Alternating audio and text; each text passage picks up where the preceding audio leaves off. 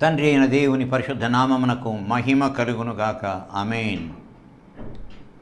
గ్రంథము నుండి ఒక మాట చదువుకొని ప్రార్థనతో సందేశంలోనికి ప్రవేశిద్దాం. గ్రంథంలో నుంచి ఒక మాట చదువుకుందాం. మత్తయి సువార్త 16వ అధ్యాయము 24వ వచనము. మత్తయి సువార్త 16వ అధ్యాయము 24వ వచనము. అప్పుడు యేసు తన శిష్యులను చూచి, ఎవడైనను నన్ను వెంబడింపగోరిన ఎడల తన్ను తాను ఉపేక్షించుకొని తన సిలువనెత్తుకొని నన్ను వెంబడింపవలెను. అప్పుడు యేసు తన శిష్యులను చూచి, ఎవడైనను నన్ను వెంబడింపగోరిన ఎడల తన్ను తాను ఉపేక్షించుకొని తన సిలువనెత్తుకొని నన్ను వెంబడింపవలెను. ప్రార్థన చేద్దాం. ప్రభువైన దేవా, పరలోకపు తండ్రి, వందనములు, స్తుతులు, స్తోత్రములు చెల్లిస్తున్నాం నాయన. ఇంకొకసారి నీ సన్నిధిలో నిలబడడానికి, నీ వాక్యాన్ని ధ్యానించడానికి, నీ ప్రియబిడ్డలతో పంచుకోవడానికి ఇచ్చిన ఈ తరుణాన్ని బట్టి వందనాలు, స్తుతులయ్యా. మా శ్రోతలను ఒక్కసారి దృష్టి ఉంచు తండ్రి. దీనుడను అపాత్రుడను అయ్యా నన్ను జ్ఞాపకం చేసుకో తండ్రి. మీరు నిలబెట్టిన రీతిని బట్టి వందనాలు ప్రభువా. నీ మాటలే మాట్లాడడానికి సహాయం చేయమని, బోధించమని వందనాలు, స్తుతులు చెల్లిస్తూ యేసు నామమున ప్రార్థిస్తున్నాను తండ్రి. ఆమేన్. క్రీస్తునందున ప్రియమైన వారలారా, ప్రభువే స్వయంగా చెప్పినటువంటి మాట ఇది తన శిష్యులతో చెప్తాడు. ఏంటంటే, అప్పుడు యేసు తన శిష్యులను చూచి, ఎవడైనను నన్ను వెంబడింపగోరిన ఎడల తన్ను తాను ఉపేక్షించుకొని తన సిలువనెత్తుకొని నన్ను వెంబడించవలెను. ఇక్కడ ఉపేక్ష అనే మాట కనబడతా ఉంది. ఎవడైనా నన్ను వెంబడించాలనుకున్నట్టయితే తన్ను తాను ఉపేక్షించుకొని తన సిలువ ఎత్తుకొని నన్ను వెంబడించాలి. తన్ను తాను ఉపేక్షించుకోవాలా, సిలువ ఎత్తుకొని నన్ను వెంబడించాలి.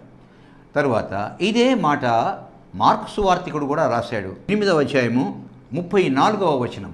మార్కు సువార్త 8వ అధ్యాయము 34వ వచనం. అంతటా ఆయన తన శిష్యులను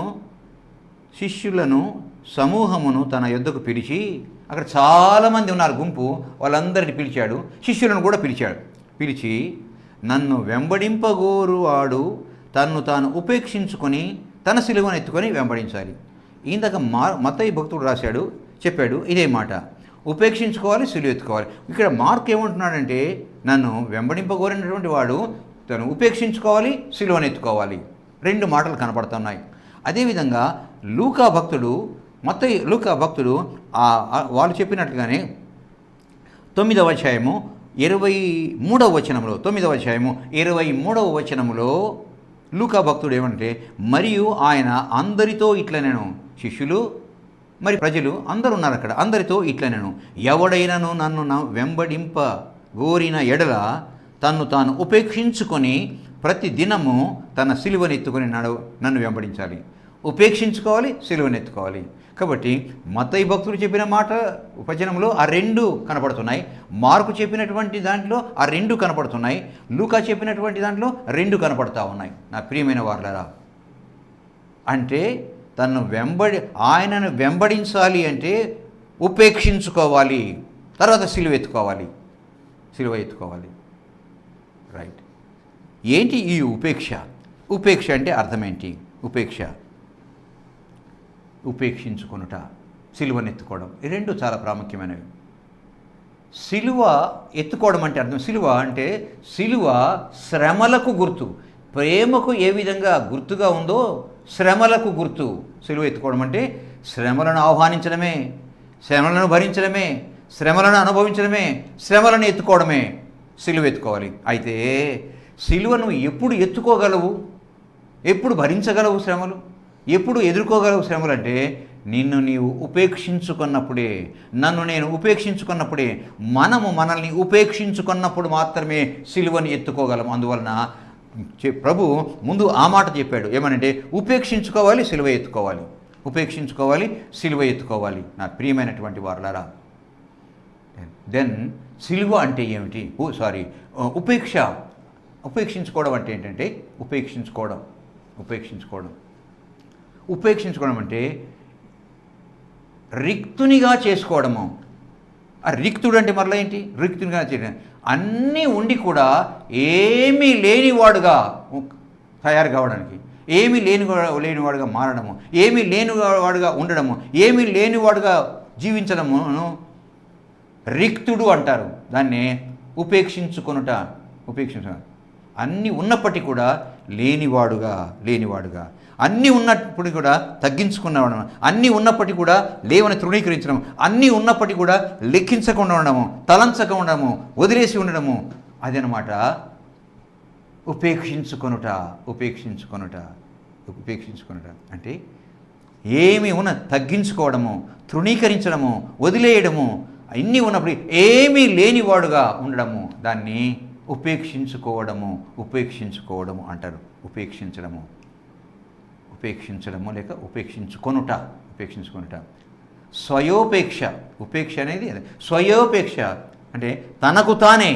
దాని ఉపేక్ష, స్వయోపేక్ష. ఉపేక్ష యొక్క అర్థము స్వయోపేక్ష అంటే తనకు కలిగినవన్నిటిని కూడాను లెక్కించకుండా, తృణీకరించకుండా, వాటిని అనుభవించకుండా లేవు అని చెప్పేసి ఏమీ లేనివాడుగా ఉండడం అన్నమాట. ఏమీ లేనివాడుగా ఉండడము, నామమాత్రంగా, నామినల్గా ఉండడం అనమాట. మనిషి అంటే మనిషి అంతవరకు, కానీ ప్రతిమ ఏమీ ఉండవు అనమాట. అలాగనమాట. అది నా ప్రియమైనటువంటి వారులారా, చూశారా? ఓ మంచి కార్యం, సామాన్యంగా అంటే ఓ మంచి కార్యం చేయడానికి తగ్గించుకుంటే ఆహారంలో కానీ, బట్టలలో కానీ, నివాసంలో కానీ, ఖర్చుల్లో కానీ, మరి అన్నిట్లో కూడా ఏమి లేనివాడుగా జీవించడము. ఎవరండి అలా జీవించేది? యేసు బెస్ట్ ఎగ్జాంపుల్ లోకానికి ఏంటి? యేసు రిక్తుడిగా జీవించిన వ్యక్తి, జీవించుకున్న వ్యక్తి, ఏమీ లేని వ్యక్తిగా జీవించినటువంటి వ్యక్తి ఎవరంటే యేసు ఒక్కడే ఉపేక్షించుకున్నాడు. యేసు ఒక్కడే రిక్తుడిగా చేసుకున్నాడు. నన్ను వెంబడించాలి, నా శిష్యుడు కాగోరినట్లయితే ఉపేక్షించుకోవాలి, సిలువ ఎత్తుకోవాలి. ఈ రెండు చేయాలి. ఉపేక్షించుకోవాలి, సిలువ ఎత్తుకోవాలి. నా ప్రియమైన వారులారా, అప్పుడు నా శిష్యుడు అవుతాడని చెప్పేసి శిష్యునికి ఉండవలసినటువంటి లక్షణం ఏంటో తెలియజేస్తాడు. నా ప్రియమైనటువంటి వాళ్ళ చూసారా? చూడండి, మరి ఎవరైనా ఉన్నారా అటువంటి వాళ్ళు? బైబిల్ గ్రంథంలో ఉన్నారు. చాలామంది ఉన్నారు. అందరికంటే దేవునికి ఇష్టమైనటువంటి వ్యక్తి, నాకు ఇష్టమైనటువంటి వ్యక్తి నంబర్ 1 ఎవరంటే అబ్రహాము. నా ప్రియమైనటువంటి వారులారా, ఆదికాండంలో కనపడతాడు అబ్రహాము. ఆదికాండము 12వ అధ్యాయం నుండి 26వ అధ్యాయం ప్రారంభం వరకు కనపడతాడండి. నిజంగా 12వ అధ్యాయం మొదటి మాటల్లో గమనించినట్లయితే తన వారిని అందరిని వదిలిపెడతాడు, దేవుణ్ణి వెంబడిస్తాడు. శ్రమలండి, తగ్గించుకుంటాడండి. నంబర్ 1 ఎగ్జాంపుల్ చూసారా? ఏంటంటే ఆదికాండము 12వ అధ్యాయము మొదటి 2 వచనాల్లో ఏం రాయబడిందో చూద్దాం. ప్రాథమికంగా చూసినట్లయితే యెహోవా ఏమన్నాడంటే, యెహోవా నీవు లేచి నీ దేశం నుండి, నీ బంధువుల యుద్ధ నుండి, నీ తండ్రి ఇంటి నుండి బయలుదేరి నేను నీకు చూపించు దేశమునకు వెళ్ళుము. మొట్టమొదటి మాట పలకరించడంతోనే, పరిచయం చేసుకోవడంతోనే మొదటి మాట ఏమంటే యెహోవా నీవు లేచి నీ దేశం నుండి, నీ బంధువుల యుద్ధ నుండి, నీ తండ్రి ఇంట నుండి బయలుదేరి నేను నీకు చూపించు దేశమునకు వెళ్ళుము. అంటే అన్నీ వదిలేసి నువ్వు సిలువను ఎత్తుకొని రావాలి. అన్నీ వదిలేసినట్లయితే, అన్నీ తృణీకరించినట్లయితే, అన్నీ వదులుకున్నట్లయితే దాన్ని ఏమంటారో చెప్పుకున్నాము, ఉపేక్షించడము. నీవు లేచి నీ దేశం నుంచి, అంటే నీ దేశాన్ని వదిలిపెట్టేసేయాలి, నీ బంధువులను వదిలిపెట్టేసేయాలి, నీ తండ్రి ఇంటిని వదిలేసేయాలి. ఎక్కడికి పోవాలి? వదిలేసి నేను చూపించే దేశానికి వెళ్ళాలి. నువ్వెవరు? ఎందుకు పిలిచావు? ఎందుకు వదిలిపెట్టాలి? మరి నా ఆస్తిని అంతా ఎట్లా వదిలిపెట్టాలి? నా తండ్రి ఇంటిని ఎట్లా, నా బంధువులను, వీళ్ళందరినీ నేను ఎలా వదిలిపెట్టాలి? ఎంత గొప్పవాడంటే ఆ కల్దీయుల దేశంలో అబ్రహామునకు మించినటువంటి ధనవంతుడు లేడండి. తన ఇంట పనిచేసే దాసులు ఎంతమంది ఉన్నారంటే 318 మంది. తన ఇంట పనిచేసే దాసులు ఎంతమంది అంటే 318 మంది ఉన్నారండి. 318 మంది దాసులు ఉన్నారంటే ఎంత ఆస్తి ఉంటుంది చూసారా? ఎంత ఆస్తి ఉంటుంది, ఎంత పెద్దవాడు, ఎంత ధనవంతుడు అనుకోవాలి. వదిలేస్తేనే నువ్వు ఉపేక్షించుకున్నట్లు. వదిలేస్తేనే ఉపేక్షించుకున్నట్లు. అంతేకాక ఒకవేళ నువ్వు ఈ పని చేస్తే, ఇది ఒక్క వచనం చెప్తాడు, ఈ పని నువ్వు చేసినట్లయితే నిన్ను గొప్ప జనముగా చేస్తాను, నిన్ను ఆశీర్వదిస్తాను, నీ నామం గొప్ప చేస్తాను, నిన్ను ఆశీర్వదించు వారిని ఆశీర్వదిస్తాను, తరువాత నిన్ను దూషించు వారిని శపించెదను, భూమి యొక్క సమస్త వంశములు నీ వలన ఆశీర్వదించబడతాయి. ఒక్క పని చేసి ఒక్క మాట మాట్లాడతాడు, ప్రయోజనాలు ఇన్ని. నా ప్రియమైనటువంటి వారలారా, తర్వాత సమస్తమైన ఇది ఎంత గొప్ప, భూమి మీద ఉన్న సమస్త వంశములు నీ వలన ఆశీర్వదించబడును అంటాడు. బాగుందండి. చేశాడా? విన్నాడు, బాగుంది. చేశాడండి. నువ్వెవరు? ఎందుకు పిలుస్తున్నావు? ఎందుకు వదిలిపెట్టాలి? ఎక్కడికి పోవాలి? అసలు ఏ దేశానికి పోమంటున్నావు? ఆ దేశం బాగుంటుందా? అనుకూలంగా ఉంటుందా? అన్ని సమంజసంగా ఉంటాయా? నాకు అనుకూలంగా వెళ్ళవచ్చునా లేదా? అసలు ఎందుకు పోమంటున్నావు? నువ్వు ఈ వయసులో వెళ్ళమంటున్నావే? నువ్వు దేవుడు అయితే, నా వయసు 75 సంవత్సరాలు, నా భార్య వయసు 66 సంవత్సరాలు. ఇప్పుడు ఎట్లా నేను వదిలిపెట్టుకోవాలి? మరి ఎట్లా తీసుకొని వెళ్ళాలి నా భార్యను, నా దాసులను అందరినీ అని చెప్పేసి అనాలి కదా? అనలేదు. చూడండి, అనకుండా 3వ వచనంలో అంటాడు, యెహోవా అతనితో చెప్పిన ప్రకారం అబ్రహాము వెళ్ళెను.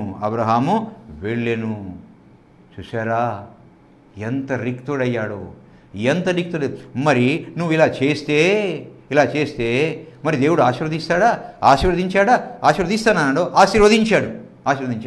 నా ప్రియమైన వారలారా, ఇప్పుడు భూమి మీద ఉన్న సమస్త వంశములు ఎవరి వలన ఆశీర్వదించబడ్డాయి? అబ్రహాము వలన. భూమి మీద ఉన్న సమస్త వంశములు నీ వలన ఆశీర్వదించబడనని చెప్పేసి అన్నటువంటి దేవుడు ఆ కార్యాన్ని చేశాడండి. తరువాత మరి బాగుంది, ఇంతవరకు ఆయన ఉపేక్షించుకున్నాడు, రిక్తునిగా చేసుకున్నాడు, బయలుదేరి వచ్చాడండి. ఆయన ఉపేక్ష అనేది చూద్దాం. ఆయన మొత్తం వదిలేసి రిక్తునిగా చేసుకొని వచ్చాడు. తర్వాత ఇంకా ఆయన యొక్క మరి ఉపేక్షించుకోవడం, తగ్గించుకోవడం ఇంకొక చోట మనము చూడగలం. ఎక్కడంటే ఆదికాండం 18వ వచనంలో, ఆదికాండము 18వ అధ్యాయము 27వ వచనములో, ఆదికాండము 18వ అధ్యాయం 27వ వచనములో అబ్రాము దేవునితో అంటాడు, ఇదిగో దుమ్మును ధూళియు బూడిదనైనటువంటి నేను ప్రభువుతో మాటలాడ తెగించుతున్నాను. దుమ్మును ధూళిని బూడిదనయ్యా నేను ప్రభువుతో మాట్లాడడానికి తెగించుతున్నాను. ఇంకా ఎంత తగ్గించుకున్నాడు, ఎంత రిక్తుడయ్యాడు, ఎంత ఉపేక్షించుకున్నాడంటే ఇదిగో ప్రభువుతో దుమ్మును ధూళియు బూడిదనైనా నేను ప్రభువుతో మాట్లాడ తెగించుతున్నాను. ఎందుకన్నాడు ఈ మాట? అదిగో ఆ సొదొమ గొమొర్రాల పట్టణాన్ని నేను నాశనం చేయబోతున్నాడని చెప్పేసి దేవుడు తన దూతల ద్వారా చెప్పినప్పుడు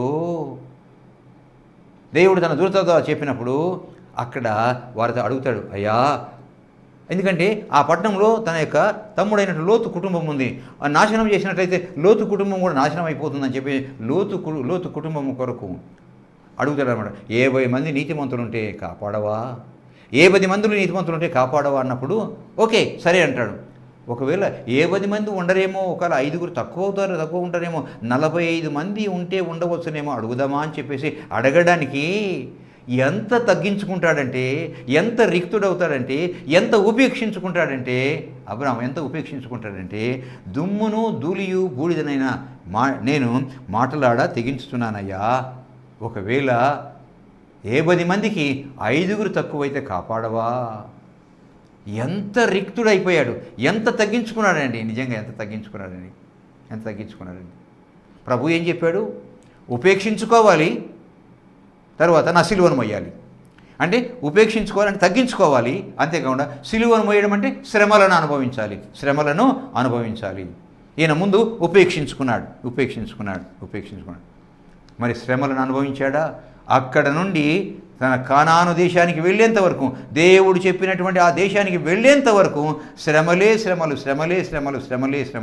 ఎంత శ్రమ పడ్డాడో, కానీ అంత విధేయతను చూపించాడు. శ్రమలు వచ్చినందువలన దేవుణ్ణి విసర్జించలేదు, దేవునికి దూరం అయిపోలేదు. శ్రమలను ఎదుర్కొని భరించాడే తప్ప శ్రమలను చూచి ఎంత మాత్రము దేవుణ్ణి వదిలిపెట్టలేదు.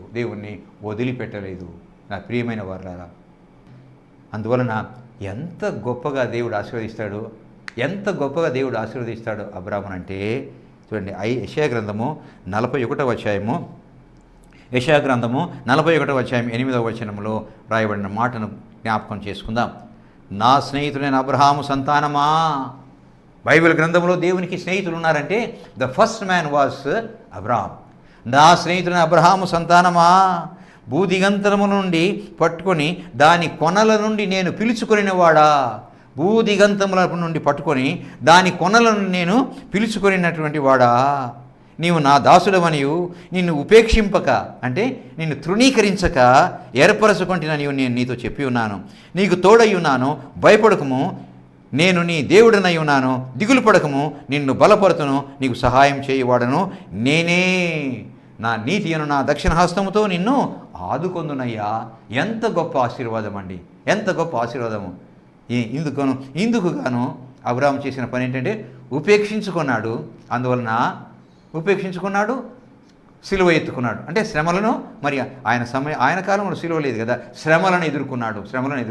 దేవుడు ఆశీర్వదించాడండి, దేవుడు ఆశీర్వదించాడు. ఏం చెప్పాడు ప్రభు?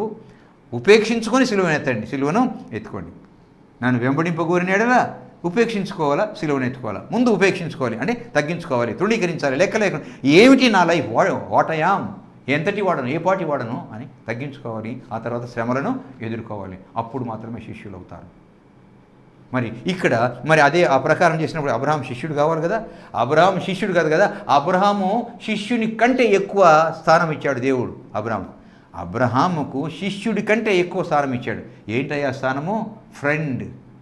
అబ్రహాముకు ఫ్రెండ్. ఏమని పిలుస్తాడు? అబ్రహామా, నా స్నేహితుడు అబ్రహామా, నా స్నేహితుడు అబ్రహాము సంతానమా, భూదిగంతముల నుండి దాని కొనల నుండి నేను చేయి పట్టుకొని పిలుచుకొనిన వాడా. ఓ హౌ గ్రేట్, ఎంత గొప్పవాడండి. చూసారా, మనం ఆ విధంగా ఆశీర్వదించబడాలంటే ఉపేక్షించుకోవాలి, సిలువనెత్తుకోవాలి. భలే మాట అన్నాడండి ప్రభు మాత. ఉపేక్షించుకోవాలి, సిలువనెత్తుకోవాలి. తర్వాత మోషే దగ్గరికి వెళ్దాం. నా ప్రియమైన వారలరా, మోషే దగ్గరికి వెళ్దాం. చూడండి, మోషేతో ఎక్కడున్నాడు మోషే? ఆ మిద్యాన్ అడవిలో ఉన్నాడు. ఏం చేస్తున్నాడు? గొర్రెలు కాచుకుంటున్నాడండి. మోషే మిద్యాన్ అడవిలో గొర్రెలు కాచుకుంటున్నాడండి. ఇశ్రాయేలీయులేమో ఐగుప్తు దేశంలో ఉన్నారు. చిత్రహింస అనుభవిస్తున్నారు ఐగుప్తు దేశంలో. బానిసలుగా, దాసులుగా, ఐగుప్తీయుల ఫరో చక్రవర్తి యొక్క అధికారుల వలన, ఆ ఐగుప్తు ప్రజల వలన చిత్రహింస అనుభవిస్తున్నారు. వారిని విడుదల చేసుకొని తీసుకొని బయటికి రావాలి. బయటికి రావాలి. వాళ్ళు తీసుకొని రావాలి. ఎవరు పోవాలని ఆలోచిస్తుంటే మోషే కనపడ్డాడు దేవుడికి. ఏం చేస్తున్నాడు? అడవిలో ఉన్నాడు. గొప్ప ఉద్యోగం చేస్తున్నాడా, లేకపోతే పెద్ద ఆఫీసర్ అధికారా? కాదండి, గొర్రెలు కాచుకుంటున్నాడు. అయితే మోషేనే కావాలి. ఎందుకు కావాలి? చాలా కారణాలు ఉన్నాయి. దైవజనుడు కావడానికి, దైవజన నాయకుడు కావడానికి ఎన్ని మంచి లక్షణాలు ఉండాలో అన్ని మంచి లక్షణాలు మోషేలో ఉన్నాయి. నా ప్రియమైనటువంటి వారులారా, అప్పుడు అంటాడనమాట. ఏంటి దేవుడు అంటాడు? నిర్గమకాండం 3వ అధ్యాయం 7వ వచనంలో ఏమనంటే, నా ప్రజలైన ఇశ్రాయేలీయులు పడుచున్న బాధలను నేను విని ఉన్నాను, నేను చూచాను, నాకు తెలుసు. ఒక్క మాట అండి, నా ప్రజలని ఇశ్రాయేలు అక్కడ బాధపడుతున్నారు. వారు పడుతున్న బాధలను నేను విన్నాను. వారు మొరపెడితే నా దగ్గరికి వచ్చి నేను విన్నాను. అంతేకాదు, నేను చూచాను. చూడడమే కాదు, నాకు తెలుసు. అయిపోయింది. విషయం ఏదో చెప్పేశాడు. అయితే నీవు వెళ్ళి వారిని ఫరో చేతిలోని తీసుకొని రావాలి, విడిపించుకొని తేవాలను. 2 వచనాల్లో అయిపోయింది. చెప్పాల్సినటువంటి పని అయిపోయిందండి. మోషే తనను ఎంత ఉపేక్షించుకున్నాడంటే, మొట్టమొదటి ఎందుకు నచ్చుకున్నాడయ్యా దేవుడు, ఎందుకు కావాలని కోరుకున్నాడంటే మొట్టమొదట ఉపేక్షించుకున్నాడు. ఏంటంటే మోషే తనను ఎంత ఉపేక్షించుకున్నాడంటే, అందుకు మోషే 11వ వచనంలో, అందుకు మోషే నేను ఫరో యుద్ధకు వెళ్ళుటకును ఇశ్రాయేలును ఐగుప్తు నుంచి తోడుకొని పోవుటకును ఎంతటి వాడను నేను. అయ్యా, ఏం గొర్రెలు కాసుకునేవాడినే, ఫరో దగ్గరికి వెళ్ళడానికి, మాట్లాడడానికి, నీ ప్రజలని ఇశ్రాయేలును బయటికి తీసుకొని రావడానికి నేను ఎంతటి వాడను, ఏ పాటి వాడనయ్యా, ఎంత తగ్గించుకున్నాను, ఏమీ లేని వాడనయ్యా, నేను ఏ పాటి వాడనయ్యా. అది ఆశీర్వదించబడడానికి మొట్టమొదటి రీజన్ లేక కారణం ఏంటంటే ఉపేక్షించుకున్నాడు, తగ్గించుకోవడము, రిక్తుడిగా చేసుకోవడం, తిరస్కరించుకోవడము, ఏమీ లేనివాడను, దౌర్భాగ్యుడును, నిర్భాగ్యుడును అనుకోవడం. నా ప్రియమైనటువంటి వారులారా, నా ప్రియమైనటువంటి వారులారా, మోషే సరేనంటాడండి. మోషే సరేనంటాడు. మోషేని గురించి హెబ్రీ పత్రిక 11వ అధ్యాయం 23వ వచనంలో రాయబడినటువంటి మాట ఏంటంటే, మోషే పుట్టినప్పుడు తల్లిదండ్రులు ఆ శిశువును సుందరుడైనట్టు చూచి విశ్వాసమును బట్టి రాజాజ్ఞకు భయపడక 3 మాసములు అతనిని దాచిపెట్టిరి. మోషే పెద్దవాడైనప్పుడు విశ్వాసమును బట్టి ఐగుప్తు ధనము కంటే క్రీస్తు విషయమైన నింద గొప్ప భాగ్యమని ఎంచుకొని అల్పకాల పాపభోగమును అనుభవించడం కంటే దేవుని ప్రజలతో శ్రమను అనుభవించుట మేలని ఎంచి ఫరో కుమార్తె యొక్క కుమారుడు అనిపించుకున్నట్టుకు ఒప్పుకొనలేదు. ఏలైనగా అతడు ప్రతిఫలముగా కలగబోవు బహుమానమునందు దృష్టి ఉంచాడు. ఇది నాకు కాదు కావాల్సింది, ఆయన ఇచ్చే బహుమానం కావాలని చెప్పేసి ఫరో కుమార్తె యొక్క కుమారుడు అనిపించుకోవడానికి కూడా ఇష్టం లేకుండా వచ్చేస్తాడు. వచ్చి ఏం చేస్తాడు? గొర్రెలు కాసుకుంటున్నాడండి. అవి కాసుకుని నా ప్రియమైన వారులారా, మరి నేను ఎంతటి వాడను అన్నాడు కదా. అయ్యా అక్కడికి వెళ్ళి వారిని విడిపించుకొని రావడానికి నేను ఎంతటి వాడను అన్నాడు. ఏమి తక్కువ అండి, మంచి ఫిగర్, దివ్య సుందరుడు అనే మాట రాయబడింది మోషేడులా. అంత చక్కనోడు, ఎదిగాడు చాలా చక్కగా. ఎంత చక్కనోడు కాకపోతే ఫరో చక్రవర్తి యొక్క కుమార్తె తీసుకొని పోతుందండి. వచ్చి స్నానం చేయడానికి వస్తే, జలకాలాడడానికి వచ్చి ఆ బిడ్డను చూసి ఎంత అందమైన వాడు సుందరుడు కాకపోతే ఆమె ఇష్టపడితే తీసుకొని పోతుంది. తీసుకొని పోయి రాజభవనంలో, రాజగృహంలో, రాజాంతపురంలో రాజకుమారుడుగా పెరుగుతాడు. దివ్య సుందరుడు. తర్వాత ఫరో కుమార్తెగా పెంచబడ్డాడు. రాజుల సుఖభోగములను ఎరిగి పెరిగాడు. ఆ తర్వాత ఐగుప్తీయుల సకల విద్యలందు ఆరితేరినవాడు. హైలీ క్వాలిఫైడ్ అయితే దేవుడు పిలిచినప్పుడు ఏమంటాడు కదా, గొర్రెద ఎంతటి వాడనయ్యా, ఏం తక్కువ ఉన్నాయి, అన్ని క్వాలిఫికేషన్స్, అన్ని మెరిట్స్ ఉన్నాయి, నో డిస్క్వాలిఫికేషన్ ఎట్ ఆల్. ఆయన చెప్పినటువంటి హైలీ మెరిట్స్ చూడండి. దివ్య సుందరుడు, ఫరో కుమార్తె యొక్క కుమారుడుగా పెంచబడ్డాడు. రాజుల సుఖభోగమునందు పెరిగాడు. ఐగుప్తు సకల విద్యలందు ప్రవీణుడు. వీటన్నిటిని కూడా తృణీకరించి వచ్చాడు. అది ఉపేక్షించుకోవడం. అయితే మరి ఉపేక్షించుకున్నటువంటి మోషే దేవుని చేత పిలువబడ్డాడు. ఏమన్నాడు? మీరు ఉపేక్షించుకోవాలి, సిలువనెత్తుకోవాలి. ఉపేక్షించుకున్నాడు, సిలువనెత్తుకున్నాడు. సిలువనెత్తుకోవడం అంటే అర్థమేంటి? శ్రమలే. ఒక్క శ్రమ కాదు, అక్కడికి పోవడము, మాట్లాడడము. ఫరో చక్రవర్తి మాట వినడు. ఆ తర్వాత వస్తాడు, దేవుడితో చెప్తాడు ఒక పనిష్మెంట్ ఫరో చక్రవర్తికి, ప్రజలను అక్కడి నుంచి పోనివాడు. ఈ విధంగా అద్భుతాలు, ఆశ్చర్యాలు చేసి ఐగుప్తీయులను ఫరో చక్రవర్తిని కష్టపెట్టినప్పటికీ కూడా ఫరో చక్రవర్తి ఇశ్రాయేలీయులను పోనివాడు. అక్కడ నుండి యోర్దాను నది వరకు కష్టాలు, కన్నీళ్ళు. ఎంత హింసించారు, ఎంత బాధ పెట్టారు నా ప్రియమైన వారులారా. హింస, బాధ. సిలువనెత్తుకోవడం అంటే అది. సిలువను ఎత్తుకోవడం అంటే అది నా ప్రియమైన వారులారా. ఎన్ని నీళ్ళు లేకపోతే దండెత్తుతారు, మాంసం లేకపోతే దండెత్తుతారు, నీళ్ళు చోట తాగడానికి చేదు అవుతాయి, దండెత్తుతారు. ఈ విధంగా ఏ చిన్న కష్టం కలిగినా సరే, ఎందుకు మొట్టమొదట సముద్రం అడ్డం వచ్చింది అంతే. ఆ వెనక ఫరో చక్రవర్తి సైన్యం ఉంది, ముందేమో సముద్రం ఉంది. అయ్యో ఐగుప్తుల్లో సమాధులు లేవని ఇక్కడ తీసుకొచ్చావా అని చెప్పేసి అందరూ లేచారు, ద్వేషించారు, దూషించారు, తిట్టారు, ఏమేమో అన్నారు. అయితే వారిని ఒక్క మాట కూడా అనలేదు. తాను అనిపించుకున్నాడే కానీ ఒక్క మాట కూడా అనలేదు. ప్రభువా నన్ను ఏం చేయమంటావయ్యా, ఈ విధంగా అంటున్నారు. ముందు చూడబోతే సముద్రం, వెనక చూడబోతేనేమో ఫరో చక్రవర్తి సైన్యము. మోషే ఏంటి ప్రభువా, ఏముందయ్యా నీ చేతిలో? కర్ర ఉంది ప్రభువా, చూపించాడండి. 2 కాయలైపోయింది. ముందుకు వెళ్ళారండి. ఎట్లా వెళ్ళారు?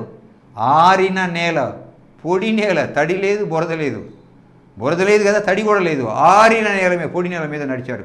అందరూ వెళ్ళిపోయిన తర్వాత వీళ్ళు వెంటబడినటువంటి ఫరో చక్రవర్తి సైన్యము సముద్రం మధ్యలో ఉంటారు. లాస్ట్ మ్యాన్ ఎప్పుడైతే బయటికి వెళ్ళిపోతాడో, మోషే ఏంటి ప్రభువా నీ చేయి చూపయ్యా, చూపించేటప్పటికల్లా 2 పొయ్యిలకలైన అండి 2 భాగాలుగా విభజించబడిన సముద్రము కలిసిపోతుంది. మొత్తం కూడా ఫరో చక్రవర్తి సైన్యంలో ఒక్కడు మిగలకుండా అందరూ చనిపోతారండి. ఇంత చేస్తే మరలా తిరుగుబాటు చేస్తారు. మరలా వేదన, బాధ, కన్నీళ్ళు, అయ్యో అంటాడు. ఇంకా బాధ ఏంటంటే, మాంసం మాకు లేదు, మాంసం కావాలా? ఆ ఐగుప్తులో మేము తిన్నటువంటి కీరకాయలు, కూరగాయలు, దోసకాయలు, మాంసము అవన్నీ కూడా మాకు జ్ఞాపకం వస్తున్నాయి, మాకు లేవే. ఎప్పుడు ఈ మన్నానేనా? మన్నా దేవదూతలు భోంచేసే భోజనం అయితే దాన్ని తృణీకరిస్తారు వారు.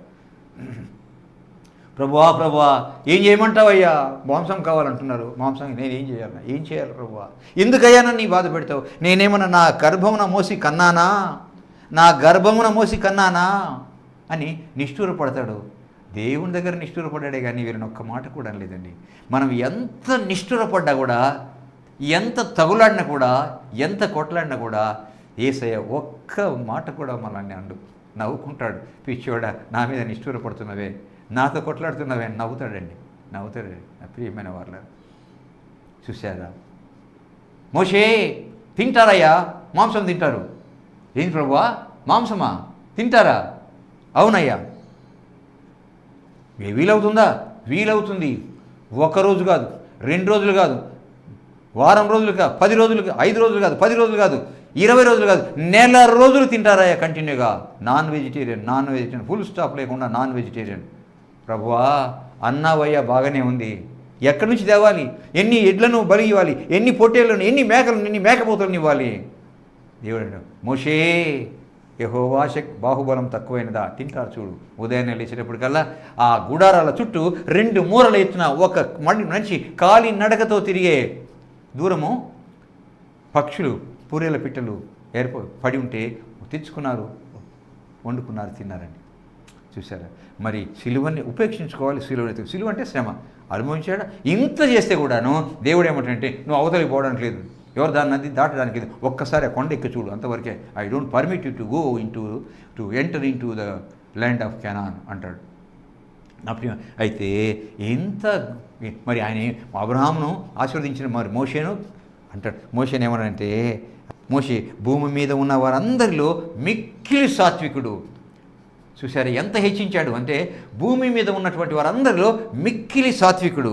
ఆ తర్వాత ఇంకేమంటే, నా ఇల్లంతటిలో నమ్మకమైన వాడు. ఇది హెచ్చింపు కాదా? ఇది గౌరవం కాదా? ఇది ఘనపరచుట కాదా? ఇది గొప్ప చేయడం కాదా? ఉపేక్షించుకోండి, సిలువ ఎత్తుకోండి అంటాడు. అప్పుడు మీరు నా శిష్యులు అవుతారు. అప్పుడు మీరు నాకు శిష్యులు అవుతారు. నా ప్రియమైన వారులారా, ఎంత గొప్ప మాట. ఉపేక్షించుకుంటేనే ఆయన శిష్యులు అవుతారు. ఉపేక్షించుకుంటేనే ఆయన శిష్యులు అవుతారు. నా ప్రియమైన వారులారా, ఉపేక్షించుకుందామా? సిలువ ఎత్తుకుందామా? ప్రయత్నం చేద్దాం. నా ప్రియమైన వారు, ప్రార్థన చేద్దాం. ప్రభువా, దేవా, గొప్ప తండ్రి, వందనములు, స్తుతులు, స్తోత్రములు చెల్లిస్తున్నానయ్యా. ప్రభువా, నువ్వు నేర్పించినటువంటి, మాట్లాడినటువంటి, బోధించినటువంటి మాటలను బట్టి మీకు వందనములు, స్తుతులు, స్తోత్రములు చెల్లిస్తున్నా. ఉపేక్షించుకున్నామన్నావు, సిలువను ఎత్తుకోమన్నావు తండ్రి. వందనాలు, స్తుతులయ్యా. మంచి వాక్యాన్ని బోధించావు. ఇవి నువ్వు చెప్పినవే నాయన, నువ్వు మాట్లాడినవే ప్రభువా. నేనేం వాడిని మాట్లాడడానికి? నా మాటలు ఏం సరిపోతాయ్యా? నీ మాటలను పలకడానికే అర్హత లేదే. నేను బోధించినవి ఏ పాటివి తండ్రి? అయినప్పటికీ ఈ మాటలు వ్యర్థమైపోకుండా మా శ్రోతల హృదయాలలో ఫలింపచేయమని మా ప్రభువా దీవించి ఆస్వాదించమని వందనాలు, స్తుతులు చెల్లిస్తూ యేసు నామమును ప్రార్థిస్తున్నాము తండ్రి. ఆమేన్. తండ్రి, కుమార, పరిశుద్ధాత్మ త్రియేక దీవెనలు మా శ్రోతలకు అనుగ్రహించబడనుగాక. ఆమేన్, ఆమేన్, ఆమేన్.